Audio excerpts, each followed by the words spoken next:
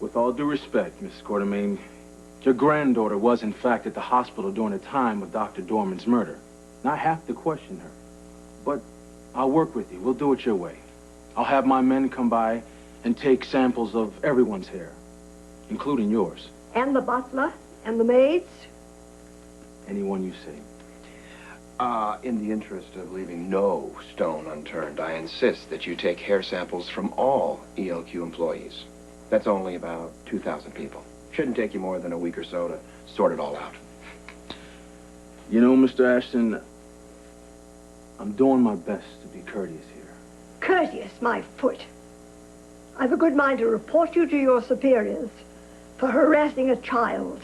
If I were you, Detective, I would quit while you were ahead.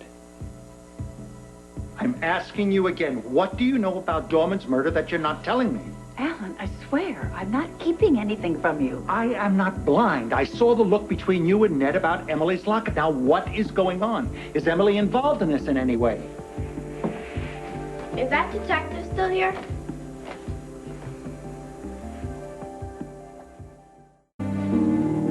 I don't understand. Why is he still here if there's nothing wrong? You know how detectives are. They just like to ask a lot of questions. He thinks I had something to do with Dr. Dorman's murder, doesn't he? Don't be silly. Why would he think something like that?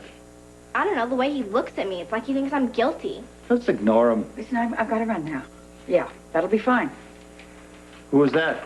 Stephen Cassidyne's secretary. She wanted to know if I was going to be around. He wants to talk to me in an hour. He probably thinks one of us killed Dorman. He's wondering how it's going to affect the hospital. The police really think one of us killed Dr. Dorman? No, sweetheart, no. They're just conducting an investigation. You know, cops love cases like this. It gives them a chance to poke their noses into other people's lives. Yes, be sure to take the Taggert out. That's all right, ma'am. I can find my way. Emily. Detective, leave my granddaughter alone. Emily, dear, come back with me. I have something I want to talk to you about.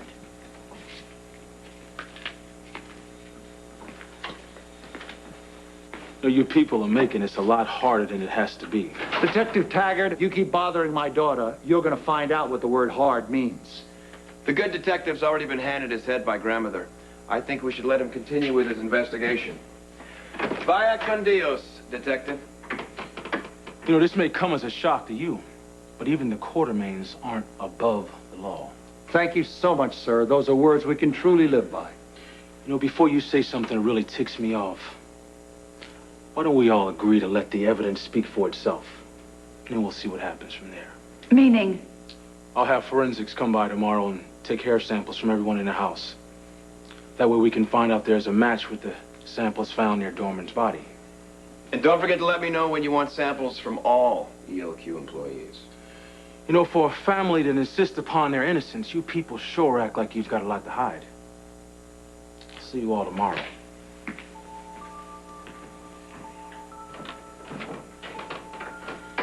I'm going to check on Emily. I'm sure she's fine, Mom. Now, are you two going to tell me what is going on, or do I have to go and ask that miserable detective? I told you, Alan, nothing is going on. You are not going anywhere until you tell me the truth. I think that Emily is suffering from a post-traumatic stress reaction. From what? The drug overdose or Dorman's murder? Well, what about the trial and Matt's death? You name it. It was Dorman that just pushed her over the edge. I'm not following, Monica. How is what you're saying answering what I just asked you? Well, you wanted to know what Ned and I were keeping from you, and, well, I'm telling you. Alan, when I brought Emily home from the hospital, she just kind of shut down. It was like she went completely blank. I mean, she couldn't even remember things from a most recent past. Well, why did you keep something like that from me? Well, I didn't do it intentionally to deceive you. Well, how could you neglect to tell me something that's that important? Well, Alan, it was my fault. It was a spur-of-the-moment decision, and after everything that Emily has been through these last few months, I just decided that it would be best to just leave her be for a while. Yeah, and I went along with Ned. I mean, come on, she has been through so much, Alan. I thought maybe she'd just sort of snap out of it.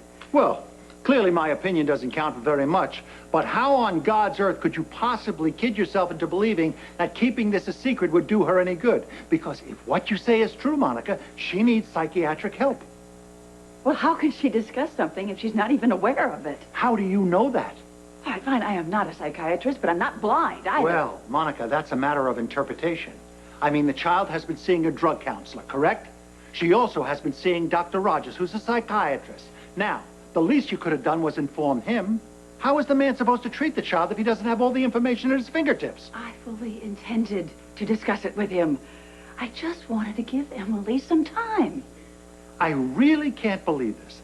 The other day, Emily walks in on us, and we're talking about her, and she gets very upset, and she takes off. Now, I say, let's leave it alone. But you, no. You now say, we're not keeping secrets, there's no more avoidance, we're not sweeping anything under the rug. I'm going to go up there, and that's what you did. You went up there to discuss it with her right then and there. Okay. You're right. You're right. It's just... If you had seen just how confused and frightened the girl was, you would understand, Alan. It was really unsettling. Why don't you go and see a doctor then? Alan, the thought of pushing her face in it seemed cruel.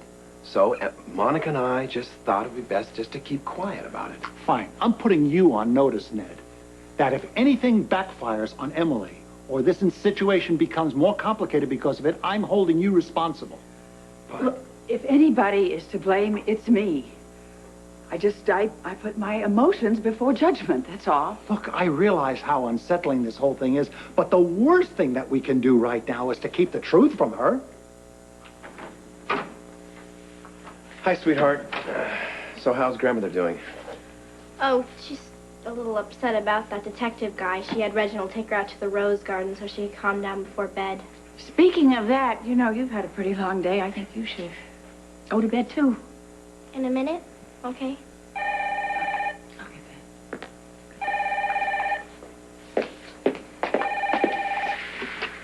Hello? Monica, it's Stefan Cassadine. I'm calling to tell you that in light of what we've now learned about Dr. Dorman, I'm making my personal recommendation that you be reinstated to the board. Well, thank you. Thank you. That's very nice. No, not at all. I've always believed in your innocence, even after the court ruled against your suit. Your absence has been a great loss to General Hospital. Well, if the board is willing, I'm more than happy to resume my activities. Well, I think you can safely consider it settled. Now, the first thing I'd like you to do is focus on the intern program. There are a few issues that need your attention as soon as possible. If you get me the paperwork, I'll make it my business to be up to speed by tomorrow. Excellent. I'll have everything delivered by messenger. Thank you. And welcome back. Thank you.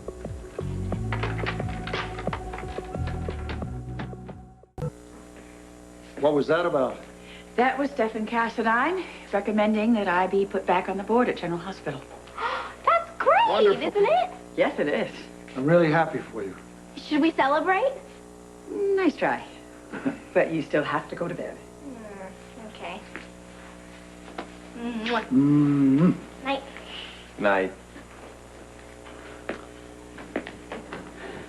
I am sorry for not telling you sooner. I forgive you, but it's not the end of the discussion. You'll have to excuse me, I've got a few calls to make. I really do think it's terrific you've been reinstated. Thanks.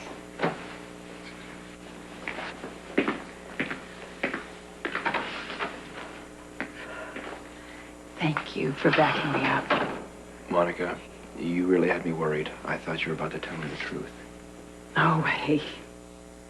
No, I couldn't do that unless I'm positively sure that Emily doesn't remember anything that happened the night of that murder. We're gonna have a very hard time keeping her away from Taggert. He can smell something wrong. He's gonna be all over her tomorrow. Well, maybe we can fend him off for a little while anyway. We just have to hang tough. This guy's a bulldog. Dr. Rogers, this is Alan Quartermain. I'd appreciate it if you could call me first thing tomorrow morning. My wife and I think that Emily could possibly be suffering from delayed traumatic stress. We wonder what you think about hypnosis as a possibility of bringing up the memories that are troubling her.